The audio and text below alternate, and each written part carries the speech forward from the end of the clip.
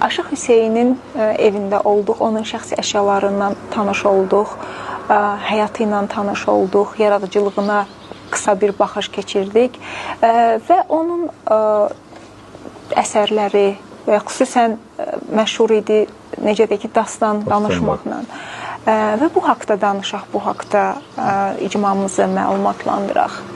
O, Koroğlu dastanlarını danışardı. Bilirsiniz, Koroğlu dastanlarının neçə qolu var. Onlardan bir epizod danışacağım. Koroğlu'nun oğlu ilə görüşü səhnəsi var. Oranı danışırdı. Koroğlu'nun oğlu ilə görüş səhnəsində deməli, Koroğlu ilə oğlu tanımırdı oğlu. O Dərbətdə ki, Möminə xatımla olan oğlu gəlmişdi ki, atamı tanıyım. Gəlib görüşəndə bu Koroğlu deyir ki, o yağın qoruğunda bir nəfər gəlib, orada atı oraya salıbdır. Bir gedin, kimdir ki, gəlib orada durur. Atı deyir, buraxıb oraya, qoruğa, özdə səvərib çəmənliyə, 50 də deyir, qoyubdur başının üstünə.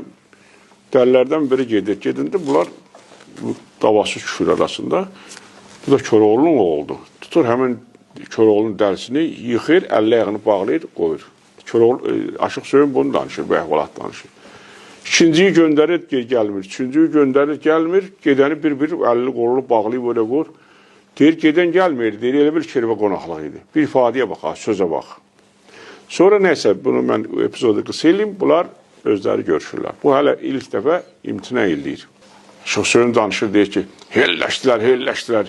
1 hektar yeridir, her yerlədilər. Yəni, onlar pəhlivanlar tutur, o dizlərilə yeri torpağı herik, yəni şumladılar. Görün, bu istər-istəməz belə danışanda, bu cür əhvalatları dastanı bu cür danışanda, elə bir insan yox idi ki, onu maraqla dinləməsin. Elə bir insan yox idi ki, elə dinləməsin. Rəşad bəy, necə ki, siz onun şəxsi arxivini çox araşdırırsınız, həm də ailəliklə yaxın olduğunuza görə xatirələri ilə bağlı daha çox məlumata sahibsiniz.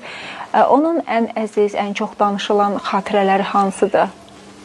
Bir gözəl xatirəsi var ki, deməli, Bayaq Məhmud müəllim vurğuladı. 64-cü ildə Həsən Mirzənin atası İbrahim kişinin qonağı olur Dərəyələzdə. Onun məclisini yola verəndən sonra yanında da 3 şəhiddir. Oruç Quşçu, Aşıq Oruç Quşçu, Aşıq Əhməd Sıdaqlı və Aşıq Sədi Ulaşlı öz kürəkəni. Bunlarla birlikdə bunlara deyir ki, gedək Göyçə mahalına. Biz Dərəyələzə gəlib Göyçə mahalında Aşıq Ələsgərin qəbrini ziyarət eləməyib getsək, böyük günah eləyərik. Nəysə gəlirlər, Ələsgərin qəbrinin üzərinə də saz aparmır. Ki, ustadın qəbrinin üzərinə sazla getməzlər.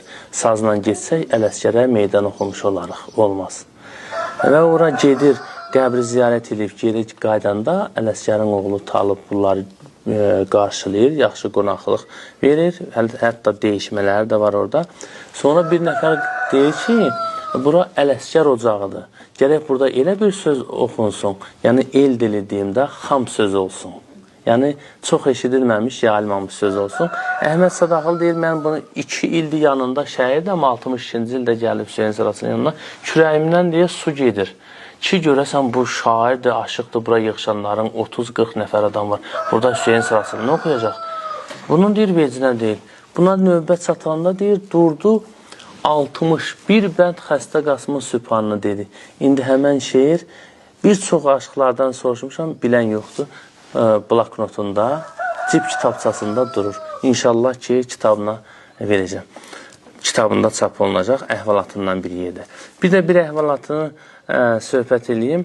Bunun həyat yoldaşı Şahnisə nənə o qədər kişini sevirmiş ki, kişi dünyasını dəyişəndə bunun saçını kəsir, saçından bir hissəsini kəsir, dua kimi 3 künc parçanın arasında tikir, boğazından asır. O saç bu günlərdə evdə qorunub saxlanır. İnşallah ki, bura muzey olar, o da sərgilənər. Hətta onu yumağa qoymurmuş ki, mənim həyat yoldaşımın iyi ətri bundan gedəcək, olmaz yumaq. Özünü görsət ki, bu mənə. O kimdir, bax, o kimdir. Ha? Ərinlə sən göstərər.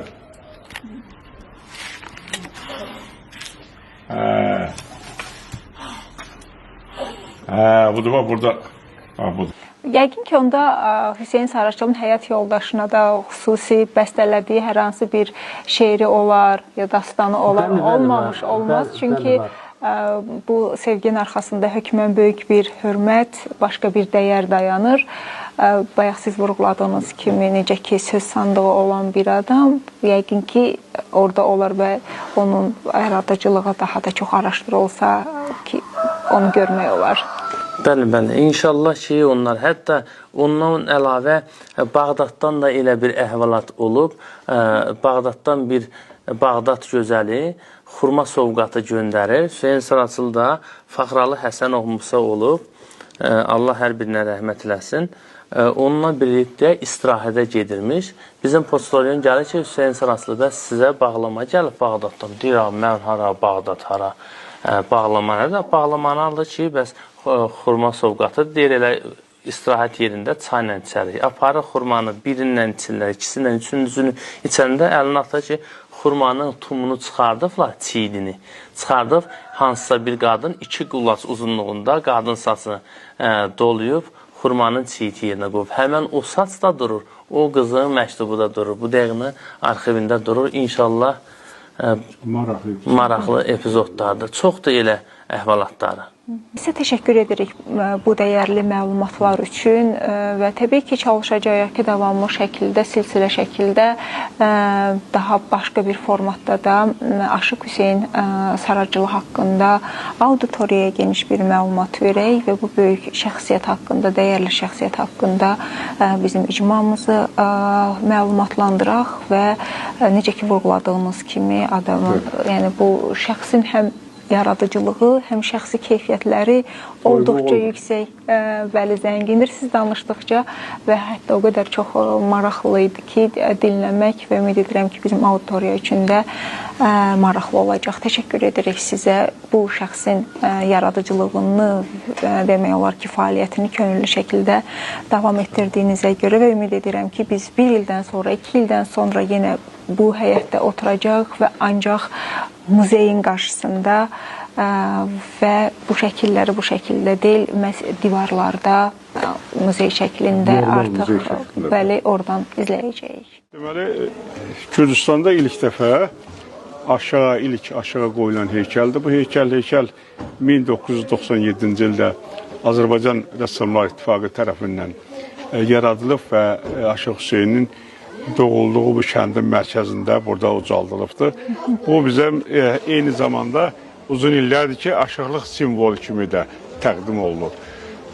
Təkcə bu Saraçoğluya yox, bizim başqa Borçalıda olan bütün aşıqlar həmişə gəlib burada önəm veriblər. Burada təcrübələr keçirəndə Aşıq Hüseyn Saraçoğlu'nun abidəsi önündə şəkil çəkdirdik. Yəni bu bizim həm də aşıqlıq simvolu hesab olunur. Burada bu gördüyümüz qarşıdakı bu ağac dağdağan ağacıdır. Bu ağacın yaşı bilinmir. 100'dür, 200'dür, 300'dür, 500'dür.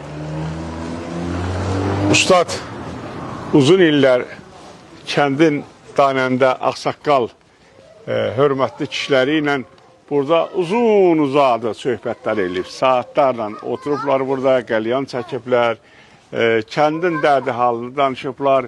Bu kəndin mərkəzi olduğuna görə Aşıq Hüseyn Saraçoğlu həm evi yaxınlığını olur, həm də deməli bu ağacın kölgəsi, möhtəşəmliyi var. Bu eldə bu ağaca necə də bir ziyarət kimi baxırlar. Yəni bu ağac o qədər müqəddəsdir ki, bunu hamı ona sanki bir ziyarət eləyir, ziyarət kimi baxırlar. Bunun həm kölgəsi, həm uzun ömürlük, əslində dağdağın acı bir uzun ömürlük simvoludur. Və Hüseyn Saraçoğlu'nun bax burada oturubdu, buyurun əyləşin. Saatlərlə burada oturubdu, saatlərlə burada söhbətləri olub, qəlyan çəkiblər, kəndin dərdi hal eləyiblər, kəndin vəziyyəti ilə bağlı, kəndin nəsə o bir hadisə olanda onu burada müzakirə ediblər. Yaxşı günü, pis günü, hamısı burada müzakirə olunur. Həm dar günü, həm gen günü, şad günü həmişə bax burada müzakirə olunubdur. Və əlbəttə bunun mərkəzində bizim Dədə Hüseyn Saraçoğlu durubdur və hamı Dədə Hüseyn Saraçoğlu'nu eşitmək istəyibdir. Onun məsləhətini, onun sözünü, onun verəcəyi deməli, öğüt nəsiyyəti eşidibdir. Bu ağacın sinəsində Dədə Hüseynlə bağlı bəlkə də onun dili olsaydı bizə nələr danışardı. Burada nə əhvalatlar olduğunu, nə söhbətlər bunlar bu dağdağın ağzı danışardı.